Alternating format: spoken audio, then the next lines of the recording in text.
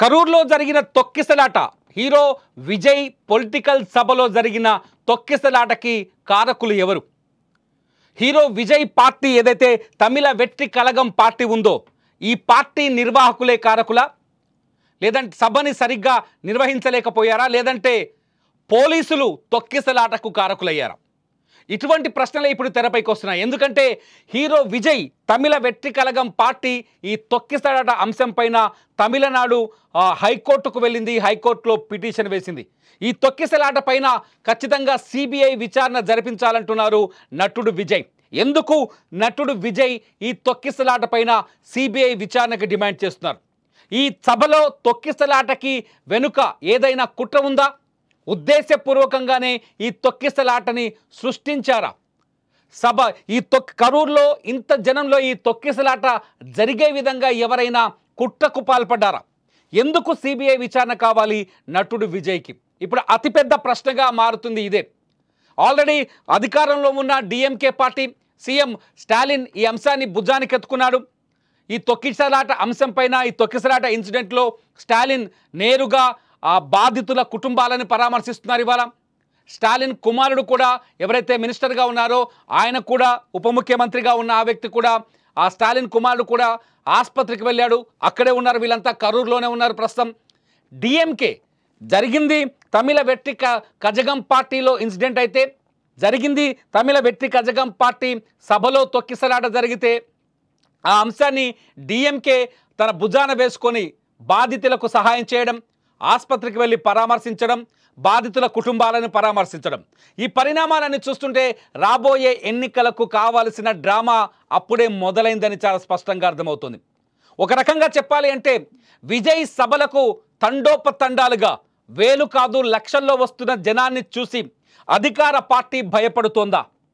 ఈ తొక్కిసలాట అంశం పైన ఏదైనా కుట్ర జరిగిందా? ఎందుకంటే అక్కడ డిఎంకే అధికారంలో ఉంది. విజయ్ ఈ అధికార ప్రభుత్వాన్ని దించుతాం, అధికారంలోకి తాము రాబోయే ఎన్నికల్లో మేమే అధికారంలోకి రాబోతున్నామని ప్రతి సభలో బలంగా చెబుతున్నారు.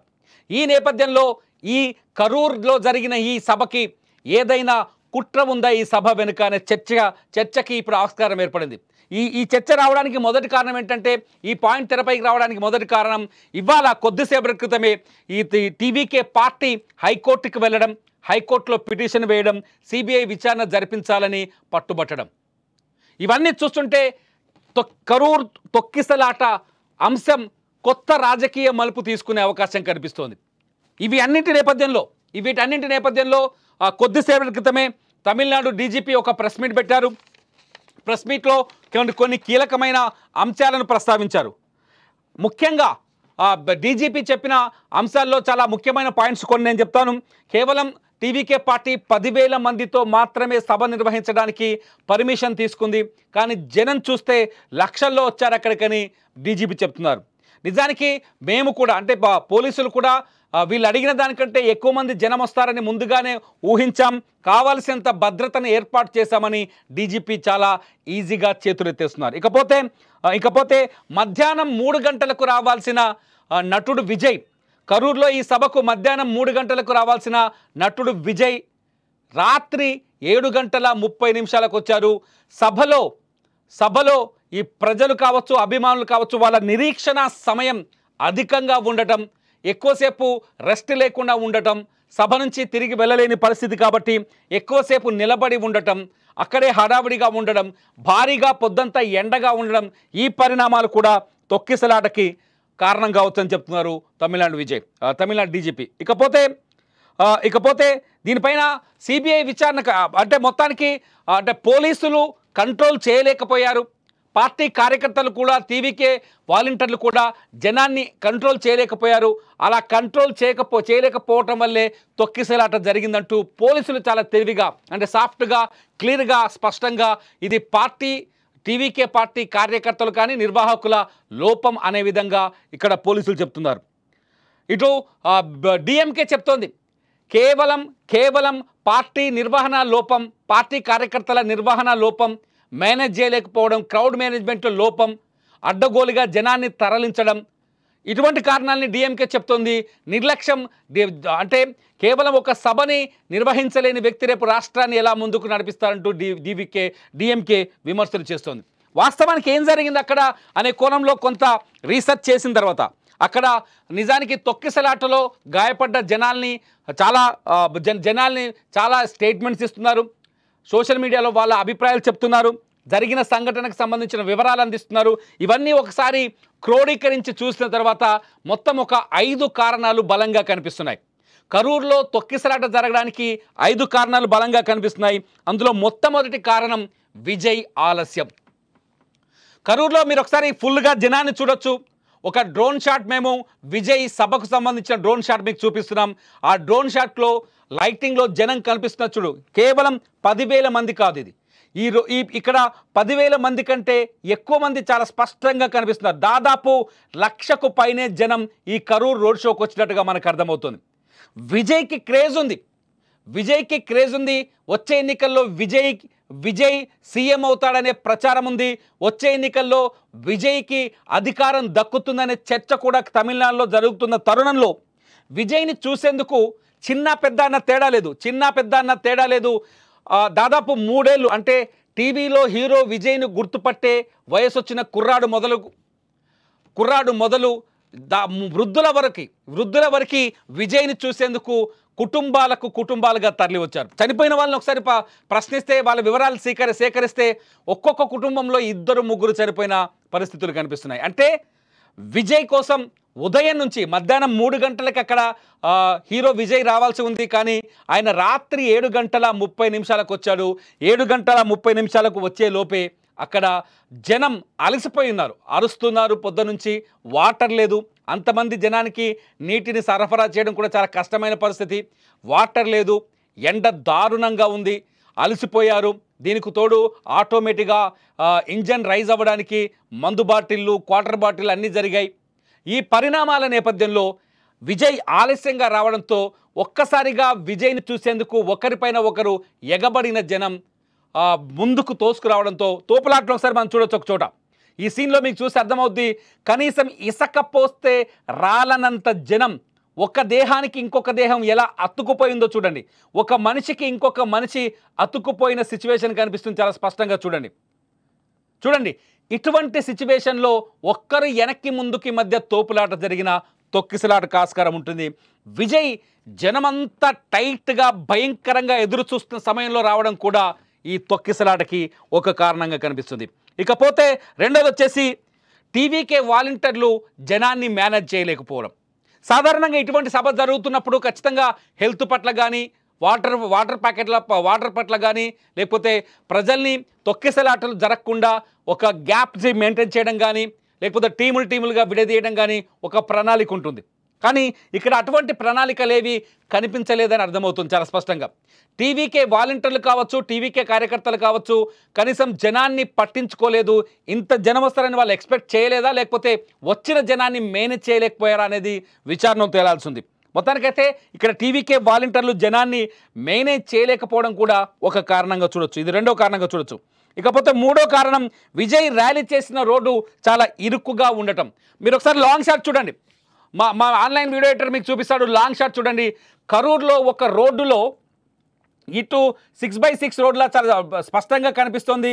ఈ రోడ్డును చూడండి. 40 ఫీట్ 2 40 ఫీట్ రోడ్లు ఉంటాయి కదా, మిడిల్లో డివైడర్ ఉంటుంది.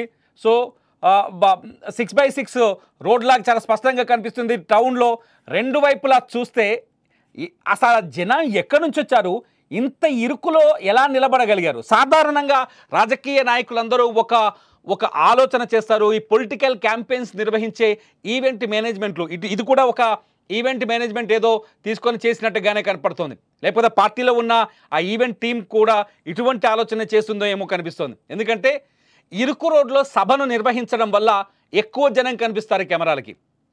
ఇరుకు రోడ్లో సభను నిర్వహించడం వల్ల జనం ఎక్కువగా కనిపిస్తే భారీ ఎత్తున అక్కడికి జనం వచ్చారని ప్రచారం చేసుకునే అవకాశం ఉంటుంది. కానీ విజయ్ సభకి సాధారణంగానే జనం ఎక్కువగా వచ్చారని చాలా స్పష్టంగా అర్థమవుతుంది. ఈ లాంగ్ షాట్ ఒకసారి చూడండి. ఈ డ్రోన్ షాట్ చూస్తే మీకు అర్థమవుతుంది.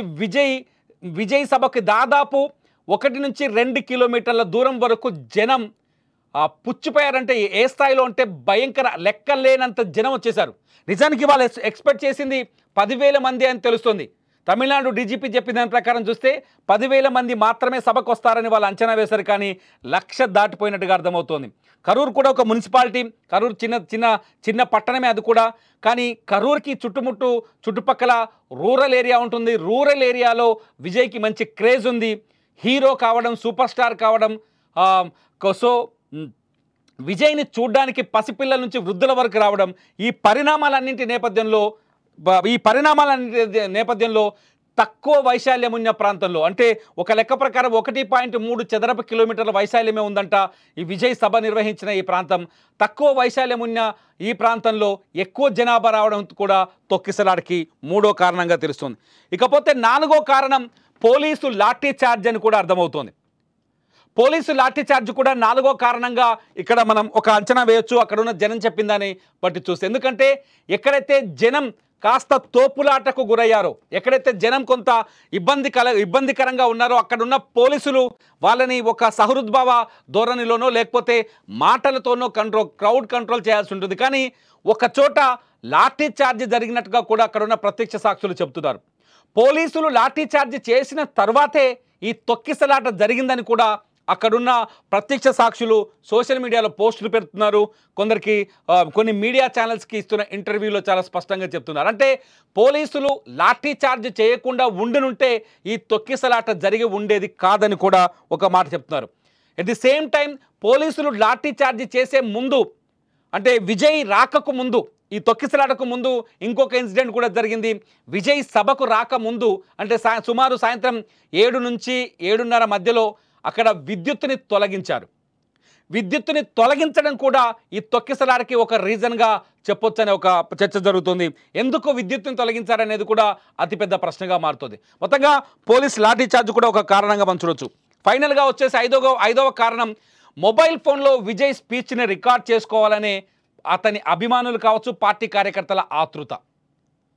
సాధారణంగా ఏ సభకు వెళ్ళినా ఒక పిచ్చి వెంపర్లాడుతుంది అందరి దగ్గర, చాలా స్పష్టంగా కనిపిస్తుంది. ఆ పిచ్చి మనలో కూడా, ఈ వీడియో చూస్తున్న మనకు కూడా ఉంది ఆ పిచ్చి. ఏదైనా ఇన్సిడెంట్ కనిపిస్తే చాలు మొబైల్ ఫోన్ తీసి రికార్డ్ చేయడం. మీరు విజయ్ సభలో మొబైల్ ఫోన్తో రికార్డ్ చేసే వీడియోని చాలా స్పష్టంగా చూడొచ్చు. ఒకసారి చూడండి. విజయ్ మాట్లాడుతుంటే చుట్టూ మొబైల్ కెమెరాలు పెట్టి ఎలా రికార్డ్ చేస్తున్నారో చూడండి. విజయ్ మాట్లాడుతుంటే చుట్టూ మొబైల్ కెమెరాలు పెట్టి ఎలా రికార్డ్ చేస్తున్నారో మీరు ఈ విజువల్స్లో చాలా స్పష్టంగా గమనించవచ్చు. సో ఈ మొబైల్ ఫోన్లో రికార్డు చేయాలనే ఆతృత కూడా తోపులాటకు దారితీసిందని స్పష్టంగా అర్థమవుతుంది. అన్నీ చిన్న కారణాలే తెలుస్తున్నాయి. అన్నీ చిన్న కారణాలే ఈ తొక్కిసలాటకు కారణమైనాయి. అన్నీ చిన్న కారణాలే ఈ తొక్కిసలాటకు దారితీసి 39 మంది అమాయకుల ప్రాణాలని బలి తీసుకున్నాయి.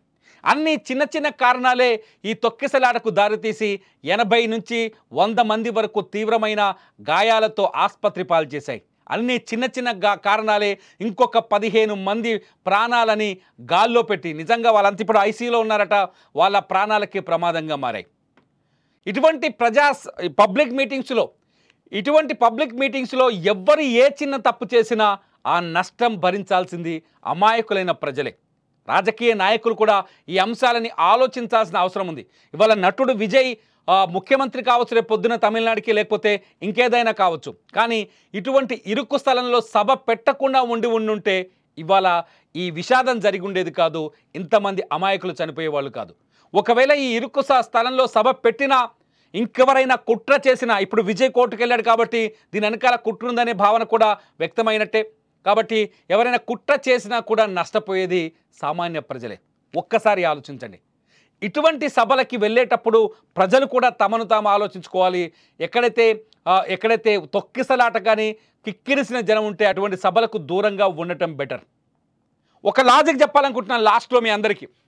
విజయ్ అనే వ్యక్తి హీరో, అతనికి ఓటేయాలనే ఆలోచన మీకు ఉండొచ్చు. ఆ వ్యక్తి మాట్లాడితే వాళ్ళ సోషల్ మీడియా ఛానల్లో లైవ్లో చూపిస్తున్నారు కదా, వెళ్ళాల్సిన అవసరం ఏంటి? విజయ్ని ఇంకోసారి చూశారు కదా హీరోగా, అక్కడికి వెళ్ళి ఇవాళ తీరని విషాదానికి కారకులైపోయారు కదా. అసలు నా అభిప్రాయాన్ని మీరు సమర్థిస్తున్నారా, వ్యతిరేకిస్తున్నారా? ఈ వీడియో కింద కామెంట్ చేయండి. చూస్తూనే ఉండండి లైవ్ అప్డేట్స్ కోసం సుమన్ టీవీ డిజిటల్ లైవ్, అట్లాగే సుమన్ టీవీ లైవ్.